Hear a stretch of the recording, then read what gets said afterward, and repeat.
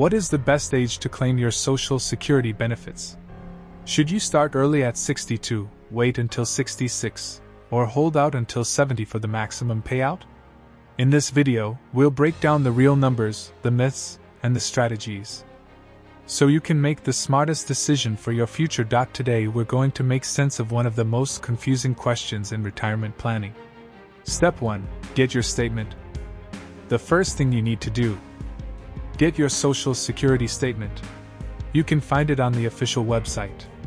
If you're married, download statements for both you and your spouse.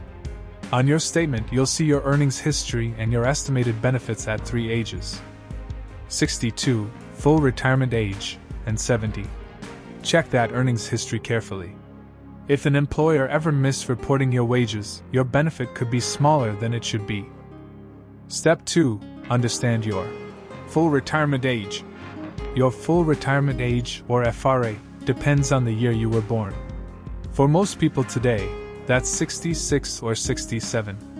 That's when you get your full benefit amount, called your PIA, or primary insurance amount. Claiming before your FRA means a permanent reduction in your monthly benefit. For example, if your FRA is 67 and you claim at 62, your check will be about 30% smaller, forever. If you wait past your FRA, your benefit increases roughly 8% per year until age 70. Step 3. Understand the trade-off. So, what's the trade-off? If you start early, you get more checks, but each check is smaller. If you delay, you get fewer checks, but they're much larger. Let's look at a simple example. Say your full benefit at 67 is $2,000 a month. If you start at 62, you'll get about $1,400. Wait until 67, you'll get the full $2,000. Hold off until 70, around $2,480 per month. So you'd earn about $1,000 more every month, for life, just by waiting. Step 4. When waiting makes sense. Delaying benefits can be a great deal.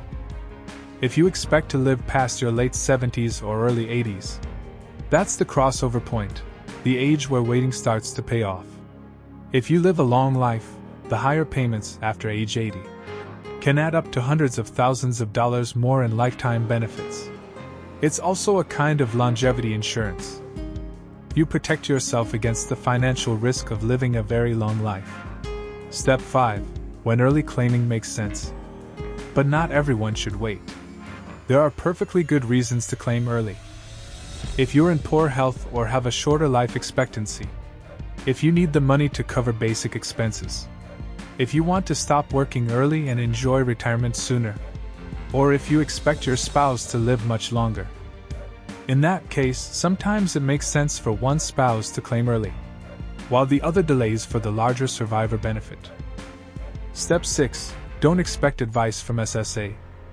Here's something important. The Social Security Administration will help you start your benefit, but they're not allowed to tell you when is best to claim. They can't give you personalized financial advice. That's up to you, or your planner, to figure out. Step 7. How your work history affects benefits. Social Security looks at your 35 highest earning years. If you keep working in your 60s, and those earnings are higher than your earlier years, each new year can replace a lower earning year and boost your eventual benefit. So if you're earning well now, each additional year of work before you retire can literally raise your future monthly check. Step 8. Spousal and survivor benefits. If you're married, divorced, or widowed, you may also be eligible for spousal, divorced spousal, or survivor benefits. This is one of the most misunderstood parts of Social Security. You can often claim a benefit based on your spouse's work record, even if you never worked yourself.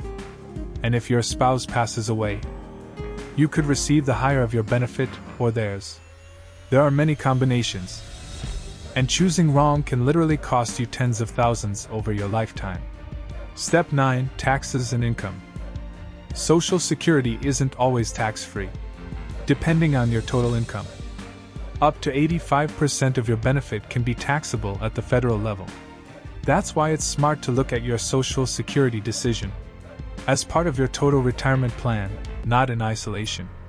For some people, delaying benefits helps them manage taxes and stretch their retirement savings longer.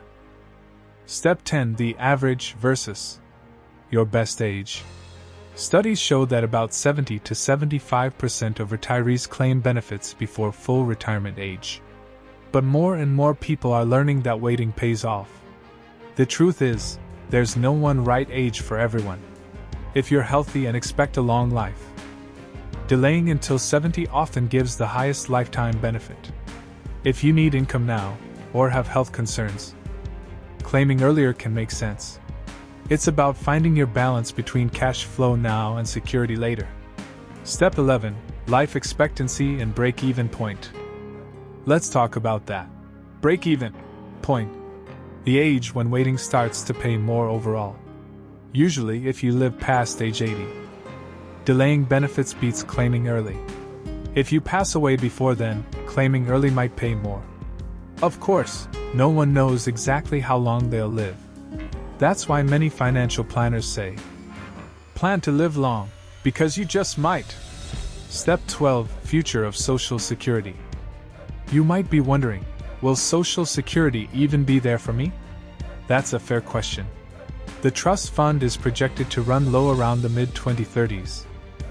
But that doesn't mean benefits disappear. Even if no reforms happen, payroll taxes would still cover about 75% of scheduled benefits. But in reality, Congress will likely adjust taxes or benefits long before that point.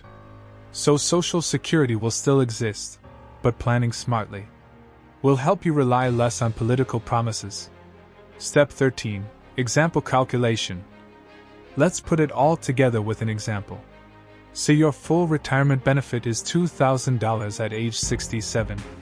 Claim at $62,400 per month. Claim at $67,000 $2,000 per month. Claim at $72,480 per month. If you live to 90, that difference could add up to over $150,000 to $200,000 more lifetime income. That's why timing matters so much. Step 14. Optimize, don't just maximize. Here's the key idea. It's not just about maximizing your Social Security. It's about optimizing your retirement income. Social Security, pensions, savings, home equity.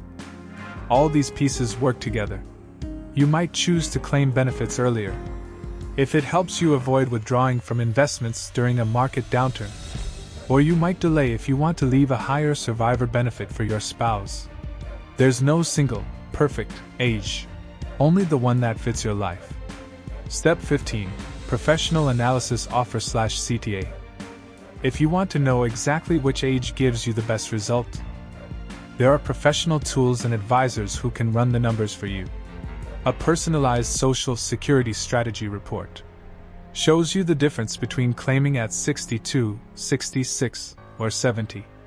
Based on your income, health, and marital situation. Getting that right can literally mean tens of thousands of dollars over your retirement lifetime. Ending. So, what's the best age to claim Social Security? The answer is, it depends on you. Your health, your goals, your income needs, and how long you expect to live. For some, early is right. For others, waiting is smarter. The key is planning, not guessing. If you found this helpful, please give this video a thumbs up. Subscribe and thanks for watching. And remember, it's never too early or too late to plan the retirement you deserve.